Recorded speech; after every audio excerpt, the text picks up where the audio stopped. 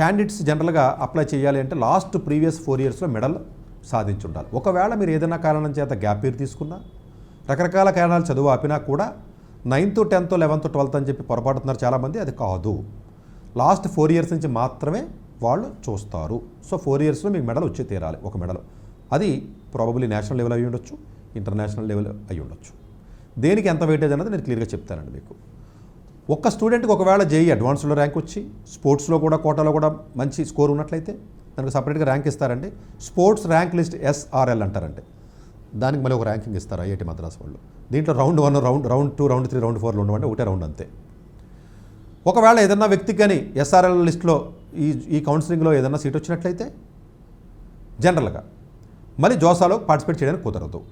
ఒకవేళ రాకపోతే జోసాలో పార్టిసిపేట్ చేయొచ్చు. ఒకే స్టూడెంట్ 2 కౌన్సిలింగ్లో పార్టిసిపేట్ చేయొచ్చు, ఇబ్బంది ఏమీ లేదు.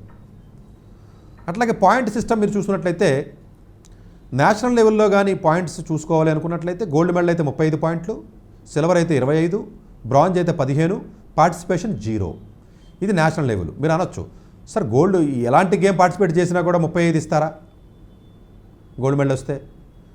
లేకపోతే సార్ నేషనల్ లెవెల్ అంటే చాలా రకాలు ఉంటాయి కదా, అన్ని రకాల నేషనల్ లెవెల్ అంటే ఒకే ఈక్వల్ ఇంపార్టెన్స్ ఉంటుందా అంటే కాదు, అది చెప్తా.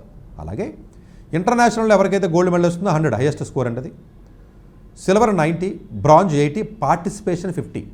పార్టిసిపేషన్ బాగా అండర్స్టాండ్ చేసుకోండి అమ్మా. నేషనల్ లెవెల్లో గోల్డ్ మెడల్ వస్తే 35 మార్కులే.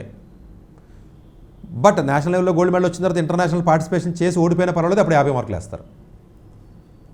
మీరు అనొచ్చు, సార్ 2 గేమ్స్ వచ్చినాయి కదా, మరి ఒక దాంట్లో నేషనల్లో పార్టిసిపేట్ చేశాను, ఒక గేమ్లో ఇంటర్నేషనల్లో పార్టిసిపేట్ చేశాను, మరి నాకు 2 కూడా కలుపుతారా అని అడిగారు అనుకోండి, కలుపుతారు. ఒక ఫార్ములా ఇచ్చారు, కలుపుతారు.